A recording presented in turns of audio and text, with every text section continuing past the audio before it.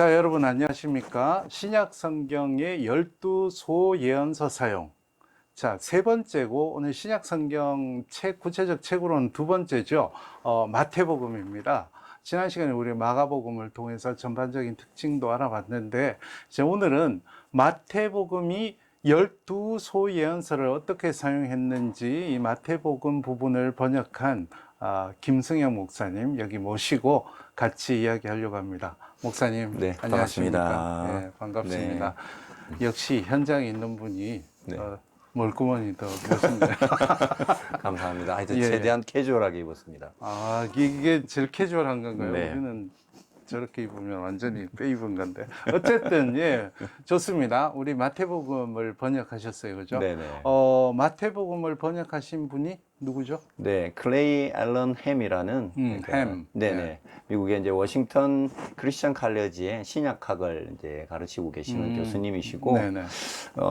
특징적으로 지금 이제 대표적인 저작으로 오시는 번역하면 오시는 왕 거부된 목자.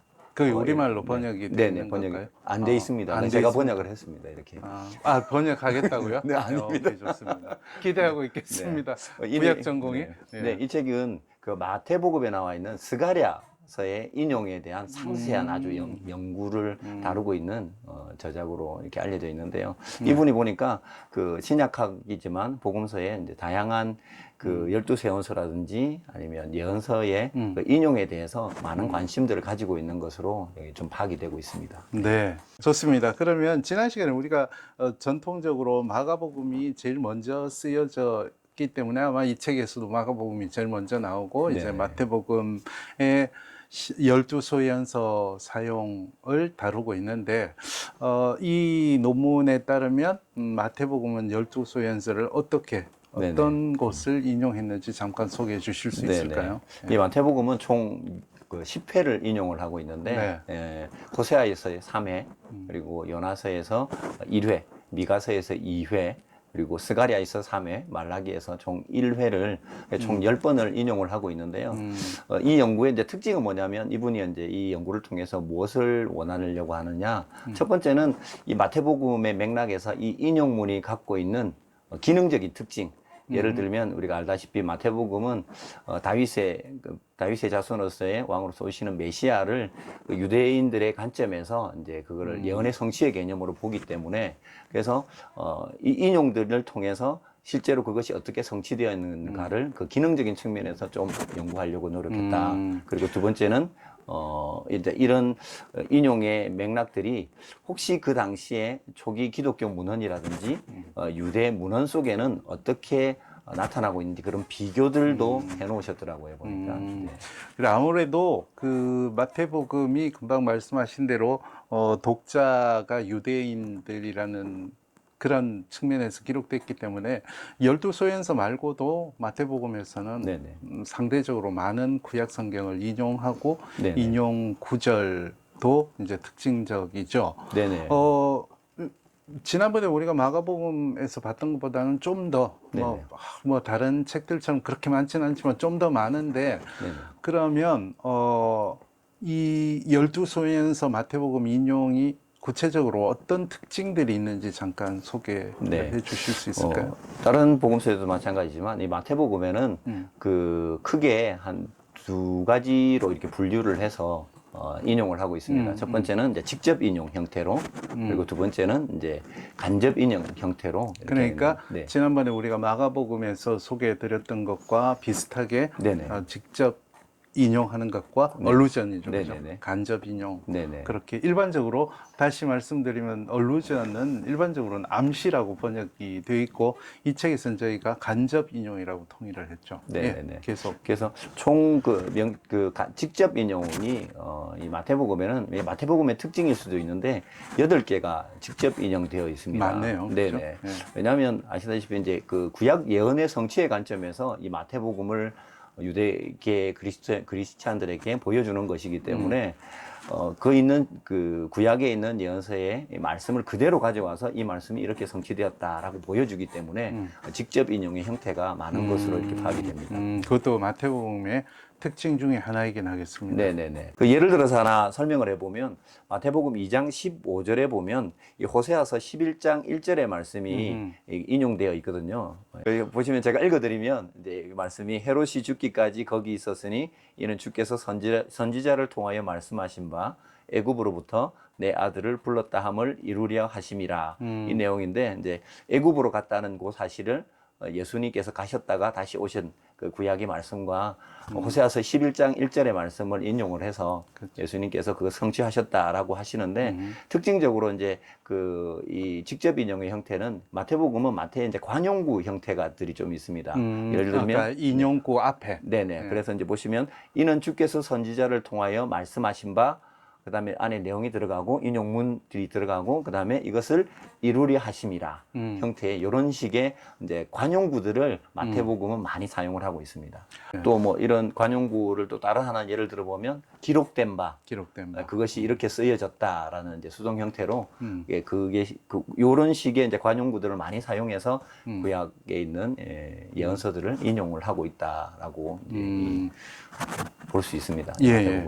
아무래도 이 복음서들이 자료를 공유하는 측면도 있지만 개별 복음서들마다 기록하는 목적과 독자층이 다르기 때문에 비교해서 읽는 재미도 있을 것 같습니다. 네네. 그래서 특히 12 예언서를 이 마태복음이 고유하게 어떻게 사용하는지를 읽는데 이 논문이 좀 네네. 어렵긴 할 거예요. 그렇죠? 네네. 어렵긴 하지만 그래도 도움이 될 거라고 봅니다. 네네.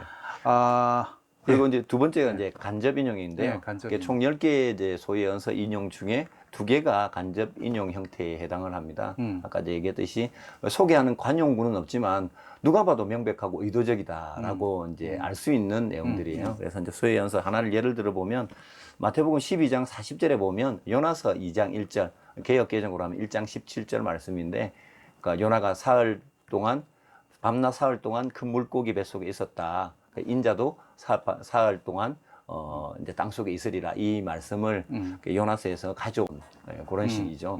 그래서 보시면 이 그 관용구의 형태는 없지만 누가 봐도 이거는 요나서에서 인용했다는 사실을 알 수 있을 그런 형태로 나와 있습니다. 예, 그 전승인데 요거는 이제 마가복음에서도 네네네. 있었던 네. 거죠. 그래서 예수님의 부활과 관련해서 네네. 초대교회가 요나서를 어떻게 활용했는지 우리가 네네. 이해할 수 있는 대목인 것 같습니다. 네네네. 자, 그렇게 여러분도 이제 마태복음을 읽으면서 다른 구약 성경을 인용한 것, 사용한 것도 많지만 12소연서를 이렇게 사용했다라는 것을 우리가 알 수 있는데 목사님이 이 논문을 번역하면서 특별히 느꼈던 점이나 이런 것을 간단하게 마지막으로 이야기해 주시면 도움이 될 것 같습니다. 일단 아까도 말씀드렸듯이 이 마태복음 같은 경우는 이제 유대계 크리스찬들에게 실제로 이제 구약에서 예언했던 그 메시아가 다윗의 자손으로서 오시는 메시아인 예수 그리스도가 예수님을 통해서 성취되었다라는 사실들을 보여주기 때문에 직접 인용 형태가 많다는 것, 그리고 그것이 아주 직접적으로 드러나 보인다는 그런 부분들이 아주 이제 특징적이었고, 그리고 이제 논문을 읽으면서 이제 풋노트나 이런 것들을 보면 이분이 이제 클레이 앨런 햄 이 교수님도 마찬가지고 그 안에 보면 마태복음의 다양한 이제 그 인용되었던 다른 이제 구약 성경의 여러 예언서라든지 아니면 뭐 다른 문서들, 그리고 직접적인 인용뿐만 아니라 간접적인 인용에 대해서도 풋노트에 보면 다양하게 정말 설명을 해놨더라고요, 보니까. 근데 뭐 그 내용을 설명한 건 아닌데 관심을 가질 수 있을 만한. 그래서 이 마태복음을 다시 한 번 더 구약 성취의 관점에서 이게 어느 정도까지 성서를 인용해서 전달하고 있는지를 한번 이렇게 관심을 가지고 연구를 한번 해보면 참 좋겠다라는 생각을 했었습니다. 네. 네, 어쨌든 수고하셨습니다. 네. 그 번역하느라고 수고했고 또 이제 그 목회하는데 바쁜데 또 이렇게 와서 같이 인터뷰해줘서 고맙습니다. 자, 오늘은 우리가 지난 시간에 이어서 마태복음, 여러분 짧게 우리 영상을 보셨지만 마가복음과 또 전혀 다른 형태의 구약 사용을 볼 수 있죠. 자, 다음 시간에는 우리가 복음서 중에 또 다른 형태인 누가복음 흥미진진하셨으면 좋겠습니다. 그래서 다음 시간에 누가복음의 그 열두 소예언서 인용에 대해서 번역자를 모시고 하겠습니다. 오늘은 마태복음 여기까지 하겠습니다. 고맙습니다. 다음 시간에 또 뵙겠습니다.